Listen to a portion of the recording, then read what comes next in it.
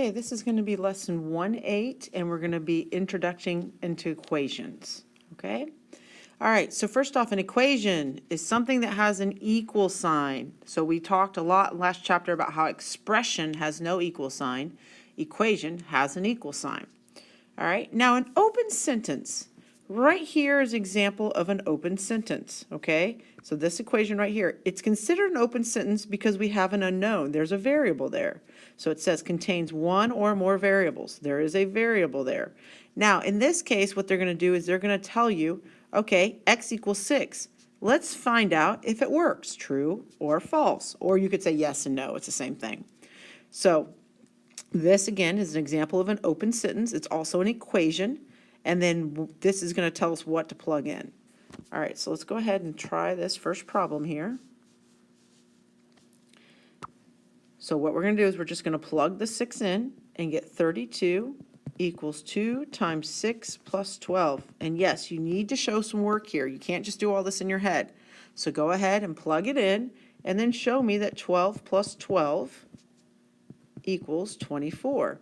Now, will that equal 32 on the other side? And the answer is no. So this is considered false, or you can just put no, it's not a solution. All right, either way, it'll be fine. All right, so let's look at another one. So again, we have an open sentence or an equation, and we're going to take that 1/2 that they've given us and we're going to plug it in.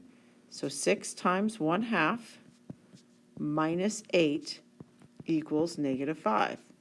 All right, so now when I'm looking at this, like I told you in class, I'm always just going to say half of 6. So half of 6 is 3 minus 8 equals -5. And if I'm looking here, these are different signs. Different signs you subtract. So I take 8 minus 3 and get 5. I have more negative, so -5 equals -5. So this is yes or true. Okay?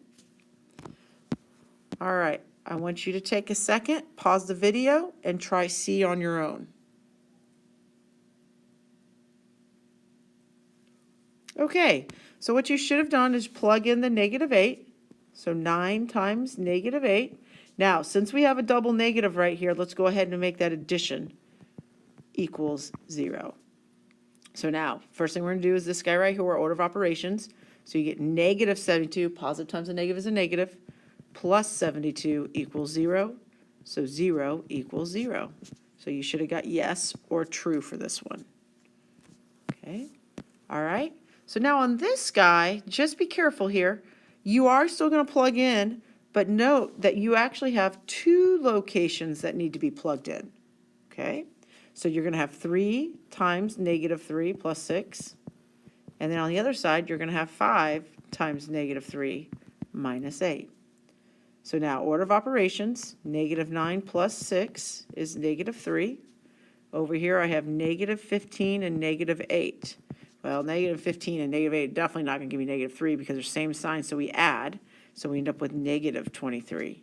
So do these work? No. Now, real quickly, if you can also throw a slash through that equal sign, and that's telling you it does not equal it. It does not work. Okay, so in this case, you would get no. All right, example 2. Write an equation for each word phrase. Now, this is exactly the same thing that we were doing in chapter 1. We were just breaking down the words. So we're doing the same thing, but now we're going to pick up an equation. So like down here you see is equal to, okay? Now, I don't know if you know this, but the word is, okay, the word is means equal. So anytime you see is, you put an equal sign there, okay? So now just break down the words. Do exactly what it's telling you to do. The sum is parentheses with addition, 4 times x, so 4x, and -3 equals 8. Now in this case, you don't have to keep the parentheses there, but it's okay if you do. All right, why don't you go ahead, pause the video, and try to do B on your own.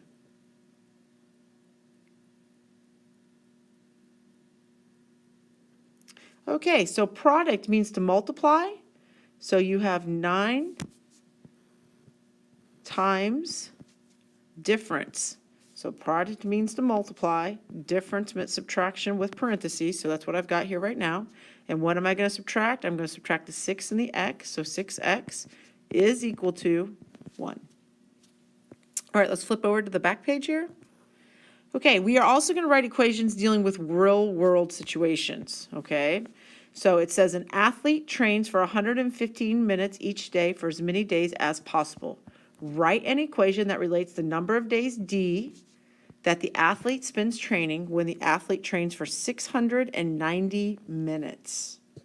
Okay, so let's think about this.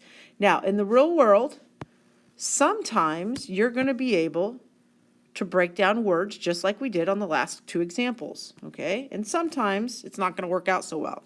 So what's important though is, can you identify really important words like the mathy words? So if I look here, I have 115 minutes each day. Now each is really important because each would be the same thing as the word per. So I could say 115 minutes each day or per day. And we haven't talked about it yet, but per really just is usually telling you to multiply. Okay, so we're taking 115 times what? Well, days. Well, what do we know about days? Well, it's right here. Days is D. That's what we know about it. Okay, and then we're going to have a total of 690 minutes. So one equation you could write here would be 115 times D, and that's giving you 690. Now, some of you may have thought this a little bit different, and you may have thought, well, you're just going to divide those two numbers. So some people may have said, well, I'm just going to divide them. And that's fine, just then put equals D so we know it's the number of days. I would accept either one of these answers because they're both correct. Okay? All right, I want you to pause the video. I want you to try D on your own and push play when you think you've got an answer.